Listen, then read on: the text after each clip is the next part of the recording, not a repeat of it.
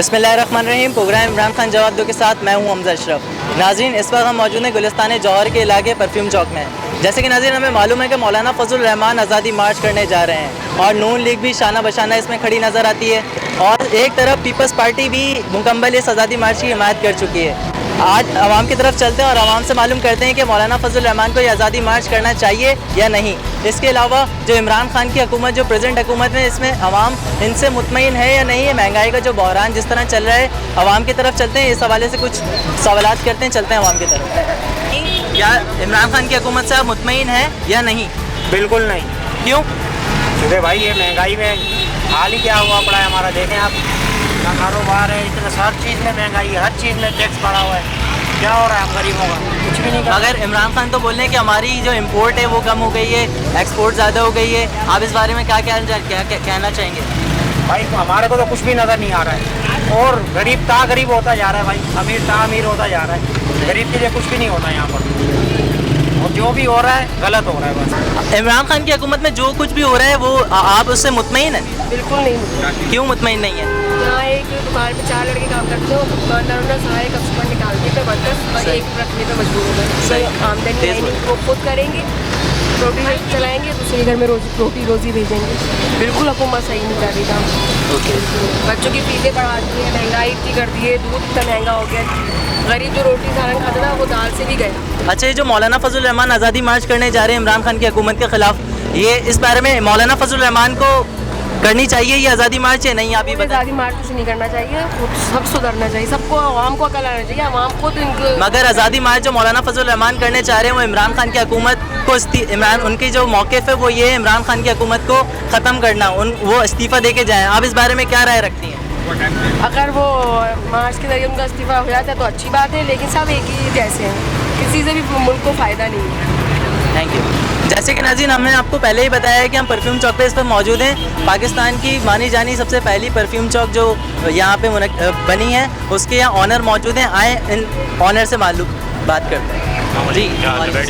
जी, जैसे कि इमरान खान की हुकूमत, जो मौलाना फजल रहमान धरना देने जा रहे हैं इमरान खान की हुकूमत के ख़िलाफ़, ये सही कर रहे हैं या नहीं?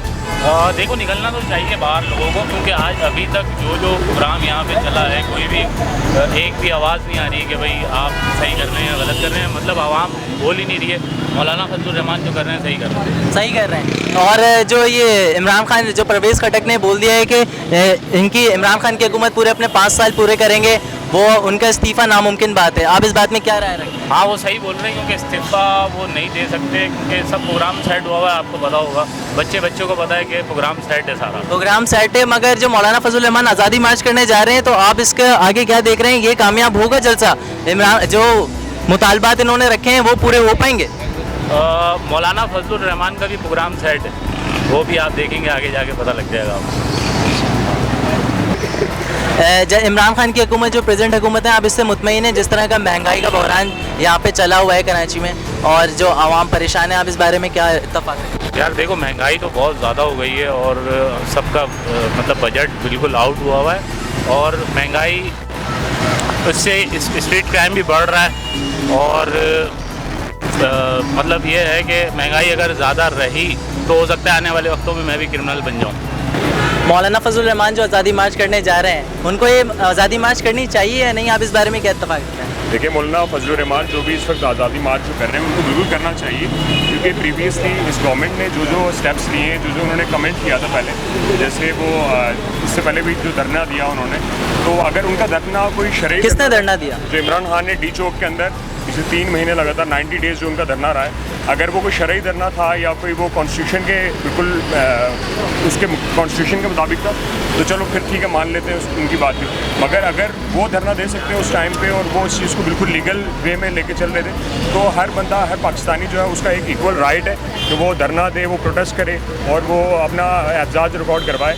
तो मैं ये समझता हूँ कि जो पपेट्स हैं, जो इस गवर्नमेंट के अंदर जो पपेट्स बैठे हुए हैं, जो कि प्रीवियस गवर्नमेंट्स के अंदर भी रहे, जिसमें फवाद चौधरी हैं, फयाजुल हसन चौहान हैं और डिफरेंट जो दूसरे तीसरे लोग हैं जो इनके साथ हैं, जिस तरह जो इनके तरीन साहब हैं, तो ये बेसिकली वो लोग हैं कि जो इटसेल्फ एक करप्ट लोग हैं। अलीम खान करप्ट है, इन्होंने इनके अगेंस्ट तो कोई भी काम नहीं किया। तो इसका मतलब आप ये है कि मौलाना फजल रहमान को जो धरना देने जा रहे हैं आप उससे इत्तफाक रखते हैं, मगर आप ये भी बताए चलें आवाम को कि इमरान खान की हुकूमत से आप मुतमईन नज़र आती हैं? जिस तरह की जो महंगाई की जो सूरत हाल है, आज से आप क्या इत्तफाक रखते हैं? देखिए, जितनी भी अभी जो करंट सिनेरियो चल रहा है इस मुल्क के अंदर, उसमें सबसे पहली चीज़ तो ये है कि जो आपने सिचुएशन बताई कि क्या मैं इसके फेवर में हूँ या नहीं हूँ। इस वक्त पाकिस्तान की 90% जो एजुकेटेड पॉपुलेशन है वो सारे इसके अगेंस्ट हैं, और जो पढ़ा लिखा तबका है जो इनको लेके आया था, जिन्होंने इनको वोट दिया, जिन्होंने इनको सपोर्ट की पिछले लगातार 3 साल तक, पिछले 5 साल तक ये धरने भी देते रहे सारे, तो वो पढ़ा लिखा तबका इनकी जो नुमाइंदगी कर रहा था वो सारा इनके अगेंस्ट है। क्योंकि सोशल मीडिया के ऊपर आप देख सकते हैं कि जो आवाम का एक गम गुस्सा पाया जाता है, वो एक बड़ी ही जेन्युइन बातें कर रहे हैं। दूसरा, इन्होंने जो जिस चीज़ की जो कमिटमेंट की थी, इन्होंने कोई भी कमिटमेंट फुलफिल नहीं की। सेकेंडली, मौलाना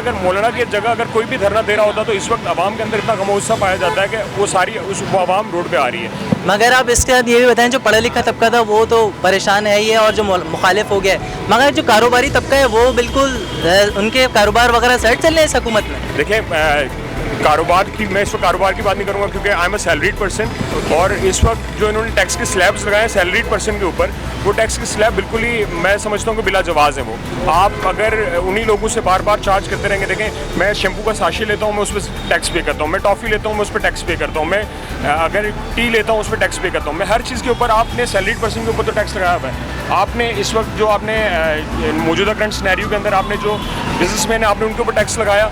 अब मतलब इस टैक्स के साथ साथ दुनिया में हर जगह टैक्स लगता है, हमें इस चीज़ पर कोई एतराज़ नहीं कि टैक्स लगे, मगर टैक्स के साथ साथ कोई ना कोई फैसिलिटेशन दी जाती है। ओके, तो यही आपका मुतालबा है कि फैसिलिटेट भी करें, टैक्स भी दें, मगर फैसिलिटेट भी करें, और इसके अलावा पढ़ा लिखा जो तबका है। जी बोलें। एक चीज़ और मैं ऐड करना चाहूँगा कि अभी रिसेंटली मेरी एक और जर्नलिस्ट से बात हो रही थी, तो उन्होंने कहा कि जो टैक्स के ऊपर जो फैसिलिटेशन दी जा रही है, अगर आप जेल जाएंगे तो आपको B क्लास आपको दिया जाएगा या A क्लास दिया जाएगा, जो हाईएस्ट टैक्स पेयर होगा।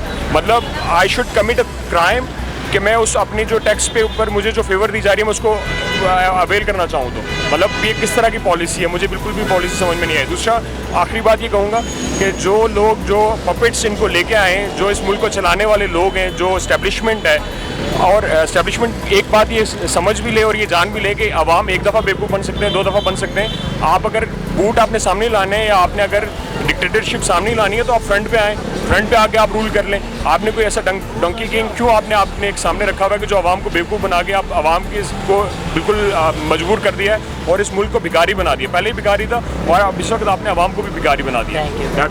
जैसे कि नाज़रीन, हमें पता है कि नौजवान नस्ल इमरान खान के जो धरने वगैरह हो रहे थे, इलेक्शंस वगैरह होते, उसमें नौजवान नस्ल सबसे आगे थी। अब इस नौजवान नस्ल से ही पूछते हैं कि महंगाई जो इमरान खान की हुकूमत में जो महंगाई हो रही है उसमें क्या ये लोग बिल्कुल पुरसुकून नज़र आते हैं, मुतमईन है अब इस हुकूमत से? बिल्कुल हुकूमत से बिल्कुल 100% मुतमईन। अच्छा, और जो मौलाना फजल रहमान आज़ादी मार्च करने जा रहे हैं इनके खिलाफ, ये आज़ादी मार्च ये प्रोपेगेंडा है, ये बिल्कुल अपोजिट है। बिल्कुल अपोजिट। क्यों अपोजिट है? ये हुकूमत को मतलब जो लीगल तरीके से चल रहा है सही है, एक करप्ट लोगों के मतलब मुखालिफ इमरान खान काम कर रहा है, उसको ख़त्म करने की एक साजिश है। तो ये इनको मौलाना फजल रहमान को आज़ादी मार्च नहीं करना चाहिए। जी, आपका क्या कहना है, करना चाहिए नहीं करना चाहिए? नहीं करना चाहिए। आपका क्या कहना है, करना चाहिए नहीं करना चाहिए? नहीं करना चाहिए। Thank you. जैसे कि नाज़रीन आप देख रहे थे प्रोग्राम इमरान खान जवाब दो। जैसे कि नाज़रीन हमने आपको दिखाया कि मौलाना फजल रहमान के आज़ादी मार्च पे कितने लोग मुत्तफ़िक नज़र आते हैं, और इसके अलावा जो इमरान खान की हुकूमत है उसमें भी जो 70% जो लोग, ज़्यादातर जो लोग हैं वो यही बोल रहे हैं कि इनको टाइम देना चाहिए, एकदम कुछ नहीं हो पाएगा। मगर इमरान खान आपको जवाब देना पड़ेगा क्योंकि 22 करोड़ अवाम आपको बड़ी उम्मीद ला के बैठे हैं, एक भारी मैंडेट से आपको पाकिस्तान का वज़ीर आज़म बनाया है। आपको जवाब देना पड़ेगा। और इसी के साथ एक नए टॉपिक के साथ फिर हाजिर होंगे। आप हमें इजाज़त दें, अल्लाह ने के बाद।